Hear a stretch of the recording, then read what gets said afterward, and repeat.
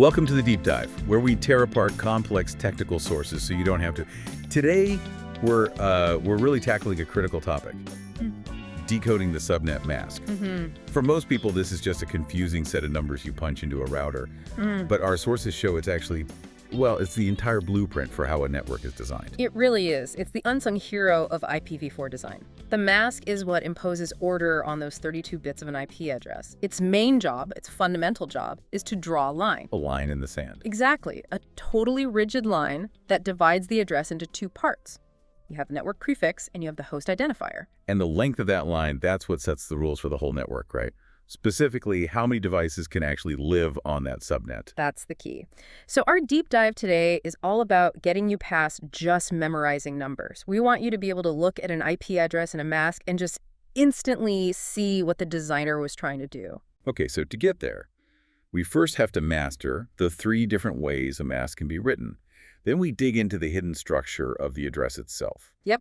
And our sources cover it all, from the basic math of converting between, binary and dotted decimal, all the way to calculating the number of hosts and subnets. All right, let's unpack this. The most basic question first. Why 3 different ways to write the exact same 32-bit number? It really just comes down to practicality versus precision. I mean, the binary format is the absolute truth of what the computer sees. But no human wants to stare at a string of 32 ones and zeros. Nobody. But it's so important because it defines the one non-negotiable rule of the mask. It has to be 32 bits, and it must be a solid, continuous block of ones on the left, followed by a solid, continuous block of zeros on the right. So you can't interleave them. You can't have a 1, then a 0, then another one. Never. If you see a pattern like 1010 below a 10, that is an illegal mask. It just won't work. Continuous ones, then continuous zeros. That's the rule. And that one rule, that constraint, is what makes the other formats even possible. The one we see the most is dotted decimal notation, or DDN. Right. DDN just takes that binary string and breaks it into 4 chunks of 8 bits, the octets. And converts each one to a decimal number. Exactly. 8 ones. 11 len 11 len 11 becomes 255. 8 zeros becomes, 0. And that's why we see masks like 255.255.255.0 all the time. It's just 24 ones followed by 8 zeros. Which brings us to the modern, much cleaner way of doing it. The prefix format. You'll also hear it called a CIDR, or slash mask. Yeah, this came along a bit later. Because the mask has to be that continuous block of ones, we realized we don't actually need to write out all 32 bits in any form. We just need to count the ones. We'll just count the ones. The prefix format is just a slash, 2i followed by the number of ones. So 255.255.0.0, that's 16 ones. You just write 16. Done. Simple. It's so much more concise, and it came about with classless interdomain routing, or CIDR. It just removes all ambiguity. Okay, what's really fascinating here, and something our sources highlighted, is that the math for converting these can seem complex, but that no interleaving rule gives us a massive shortcut. A spectacular shortcut. This is the key insight for anyone learning this. You'd think an 8-bit octet could be any number from 0 to 255. Right, 256 possibilities. But because of that rule, continuous ones and zeros, there are only 9 possible decimal values that are legal in a subnet mask octet. Just 9. That's huge. That simplifies everything. It does. The 9 magic numbers are 0, 128, 192, 224, 240, 248, 252, 254, and 255. That's it. So think about that. You don't need to do complex binary math on the fly. You just memorize that short list. You see 248 in a mask, you know instantly, okay, that's 5 ones. Right. It turns conversion into a simple lookup table. And going from prefix is even easier. If I say 28, you just think, okay, 28 ones. That's 3 octets at 8, which is 24, and then 4 more ones in the last octet. And 4 ones gives you the value 240. So it's 255.255.255.240. You can do it in your head in seconds. Okay, so that's the math. Now let's get to the meaning. What does the mask actually do? What does it communicate to the devices on the network?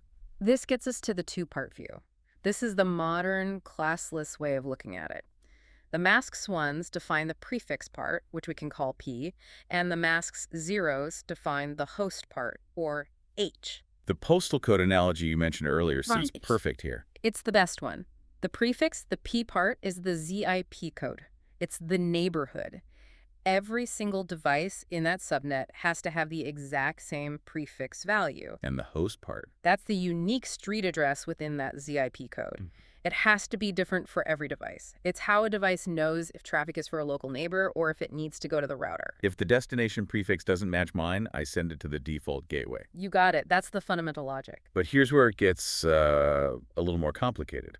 The history of networking means there's another way to look at this, the three-part view, or classful addressing. Right. This is where things get really interesting. So why do we ever need three parts N, S, and H when P and H seem to cover everything? It's a historical thing. It goes back to the old days before CIDR, when IP addresses were strictly divided into classes A, B, and C, and that class defined a fixed, unchangeable network part, or N. So if your address started with a certain number, it was automatically a class A, and its network part, its N, was locked at 8 bits. Exactly. Class A was 8 bits for N, Class B was 16 bits, Class C was 24 bits. It was rigid. So when you used a subnet mask inside one of those old networks, You were basically borrowing bits that weren't part of that fixed N. The ones in your mask that extended beyond that fixed network boundary became the subnet part, S. I see. So S is just the leftover part of the prefix. Yeah. It's the total prefix length, Yeah. P minus the fixed network length N. That's the formula. $0 equals P N dollars. So the whole address breaks down into N plus S plus H. Yeah. And knowing those three parts is the big payoff. It lets us calculate capacity and scope.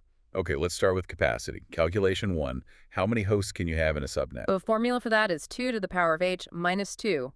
$2, 2 days. Okay, 2 all makes sense.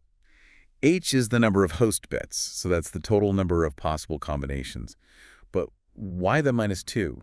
We always lose 2 addresses. Always. They're reserved. They can't ever be assigned to a computer or a phone.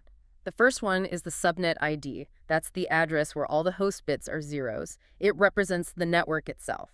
Like the sign for the street. Perfect analogy.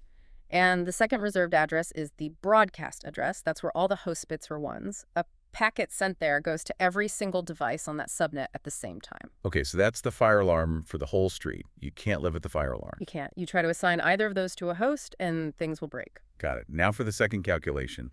How many subnets can you create? That formula is simpler. It's just $200 to power the subnet bits. If you have 3 subnet bits, you get $203, which is 8 subnets. But you mentioned a caveat here. This only works if you're using the same mask everywhere in that classful network. Yeah. That's an important point. This is for a straightforward design. In the real world, you might use variable length subnet masks, but for this calculation, we assume one mask for the whole network. Let's make this tangible with an example. Something common, like a small office setup. Let's say IP address 192.168.1.5 with the mask 255.255.255.192. Okay, great example. Let's break it down. Step 1, the mask. 192, that's one of our magic numbers. It means 2 ones. So we have 8 plus 8 plus 8 plus 8 plus 2. That's a 26 mask. P is 26. Perfect. Step 2, N. The address 192.168.1.5 is a Class C address, so N is fixed at 24 bits. Okay, step 3 is S. 6 hosts, P's, and 22, so 32 to 26 equals $2. We have 2 subnet bits. And finally, H, that's 32p7, $2, so $26 per subnet. And 2 subnet bits means $282, so 4 separate subnet. You've just instantly decoded the plan. They needed about 60 hosts per department, and they had 4 departments. The mask reveals the strategy. Let's do one more, a more specialized one. An IP address like 200.1.1.1 with the mask 255.255.255.252. Okay, I know where this is going. Step 1, the mask. 252 is 6 ones. So that's 8 plus 8 plus 8 plus 6, 830. P is 30. Step 2, N, 200.1.1.1 is Class C, so N is 24. That's 3. A C area equals $3,294, which is 6 subnet bits. And step 4, H, 1 hashed equals $32, which is exactly 2 usable hosts per subnet. Exactly. And you see the intent immediately. A 30 mask is the absolute most efficient way to number a point-to-point link. Like a serial connection between 2 routers, you need 1 address for each end of the wire. That's it. It's pure efficiency. You're not wasting a single address. The mask was chosen for a very specific engineering purpose. That's the whole point. The mask isn't random. It's a calculated choice. So what does this all mean for you listening? We've hopefully taken the subnet mask from this, confusing set of numbers and shown that it's a blueprint. It tells you the prefix length, the host capacity, and the whole segmentation strategy. Right. And we spent a lot of time grounding this in that old Class A, B, and C structure. But that brings up a really important question for how the internet works today. What happens when you're not dealing with an old classful network? What if your ISP just gives you a big public CIDR block? This is the final piece of the puzzle. When you get a block like, say, 1.1.016. That 16 completely overrides the old rule. Even though 1.x.x.x is technically a Class A network, where n would normally be 8. It doesn't matter anymore. That 16 the ISP gave you becomes the new n. It's the new fixed boundary that you have to work within. So that's the real gotcha. Your starting point for any subnetting calculations changes. It changes everything. If you decide to carve that 16 block up into smaller 24 subnets, your S calculation now starts from 16, not 8. The mask still defines the host bits, but the definition of your network part is now whatever your provider gave you. The math is the same, but your starting line has moved.